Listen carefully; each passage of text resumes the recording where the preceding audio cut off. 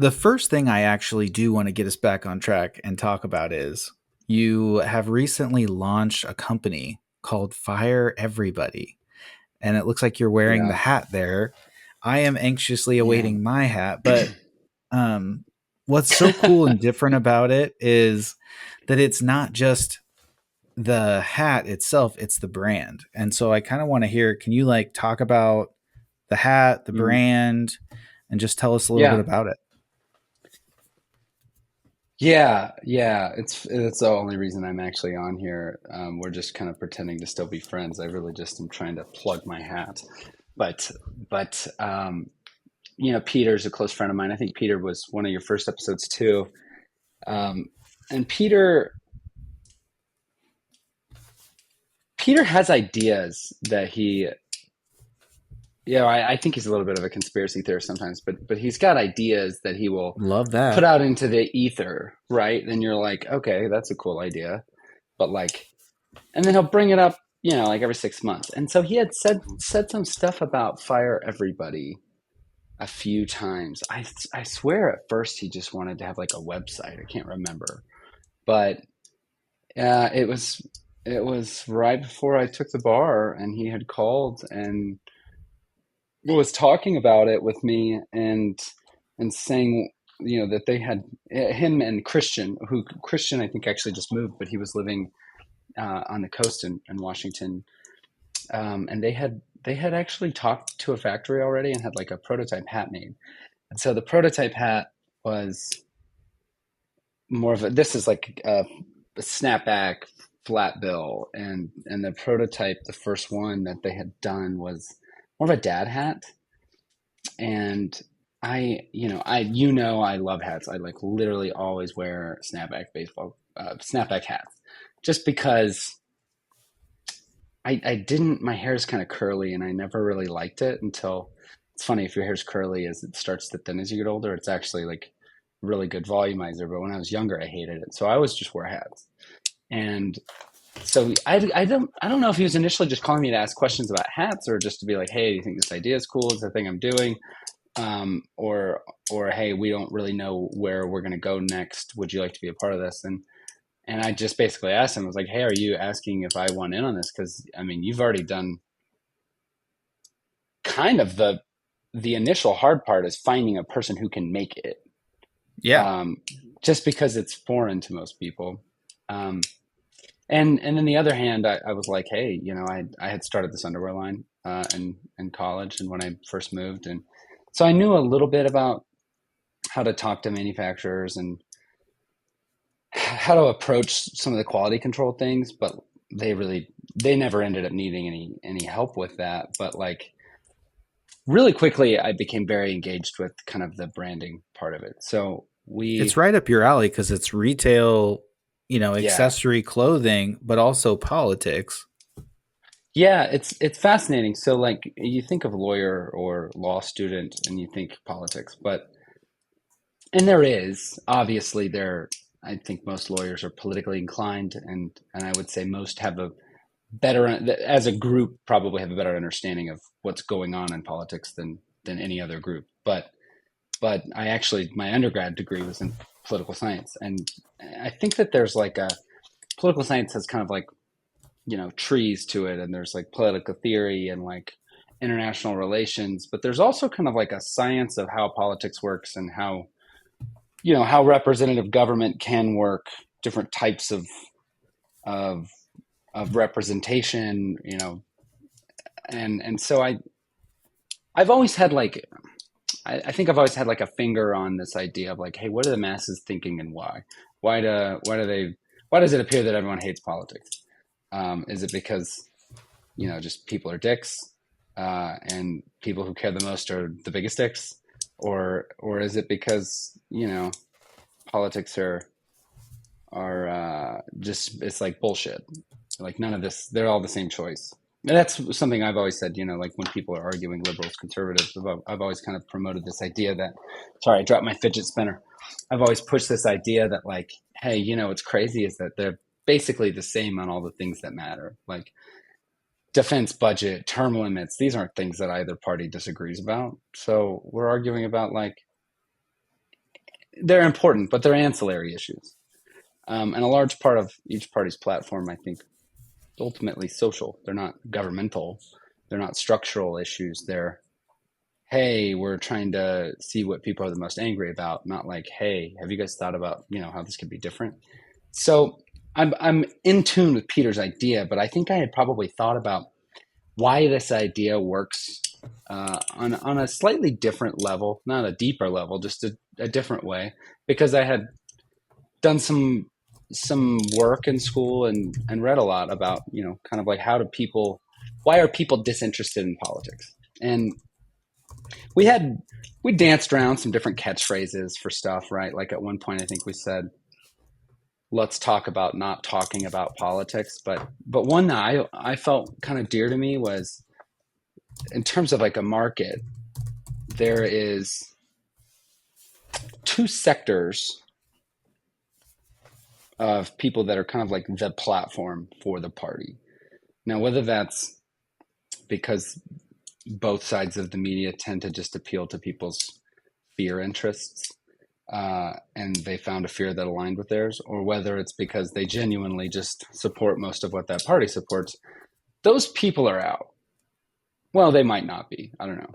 Maybe the When AOC you say liberals out, do you and the. mean not interested in the product, or what do you mean out? I'm not trying to make a product for them. Okay. Now, I wouldn't. I mean, if they want to wear it, I think it's great. I think that you could say I support this candidate, and also fire everybody. But what I was trying to appeal to, and it's funny because Peter, myself, and Christian, I think all had slightly different. You know, we all saw slightly different value in it. But what I saw was everybody watches the Super Bowl, and only two of the 32 people at the Super Bowl party are there to watch their teams. The other 30 are there to watch the commercials. And so I want a hat for the people who came to watch the commercials. I want a hat for the people, because I actually think that group's larger. That's a cool line. Yeah, and it's not, it's probably not that exact fraction, but I think it is. I think it is a silent majority that is thinking, man, I'm really voting against someone, or I'm really just trying to pick the best of two things that I don't think are good. And so I wanted there to be a way for them to say, this is my participation in this discourse. Yeah. This is a bullshit choice. There, I said something. And I thought, that the Trump campaign and the hats was making like political candidacy, political fandom, which is kind of a problem in its own right. And then beyond that, apparel to show that, I thought, oh my God, this is brilliant. Because like people will wear a hat to say, hey, I know something about this. I have a stance on this. Even especially if it's kind of like a jab at humor, or if it's a kind of like a counter culture thing. And so I thought hats might be the perfect thing. And like, so Peter and Christian had done like 80% of the legwork on the idea part. And I think I understand maybe some of the mechanics easier. And honestly, the three of us have a very good dynamic in that I'm probably a little, I'm probably a little bit of an airhead sometimes, and I'm probably a little bit um, procrastinating and whatever. And Peter's very direct and very organized. And I think Christian actually sees things kind of from a different like structural logistical level that I don't want to think about, right? So it's a good little tripod.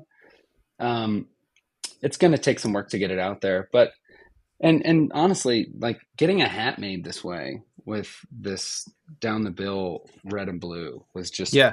apparently a lot harder than I thought. And then I thought, I don't think I've really ever seen any hats like that. They're all, if anything, they're split on the cap, not the bill. So Right. it's And cool that usually it's the like, bill is a yeah, solid. usually the bill is just one, it's just one sheet with stitching. But people stop us all the time and are like, "Oh my God, I love that hat." We're like, "It's ours. Go to our website." Honestly, we just got the website up and going. We really just got the hats like 3 weeks ago. But yeah, dude, it's kind of fun. It's like right up my alley, and now I have some time to work on it.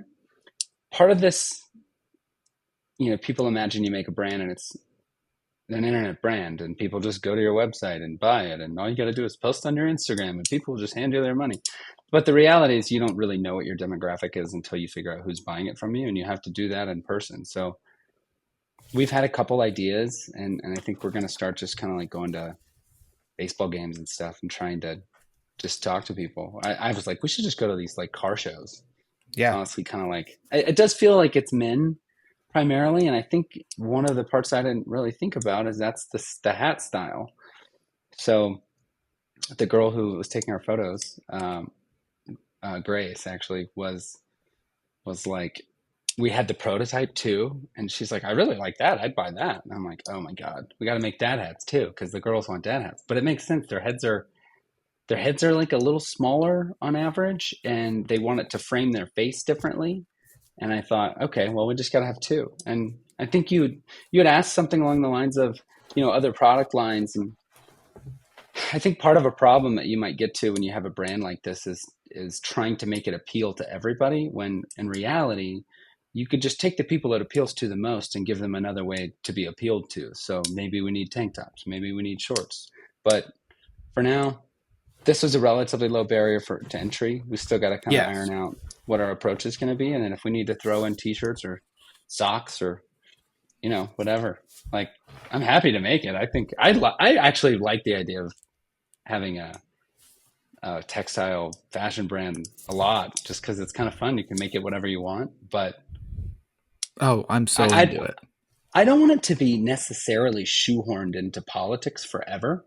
Obviously, we've got an election here that is a as an opportunity to people are more a lot more open to being talked to about it. But I think fire everybody could mean a lot of things. You know, it could be like the next. I mean, so okay, boomer was like a little dismissive movement statement for a while, and it was intentionally directed at like telling boomers that they're just bitching about getting off my lawn.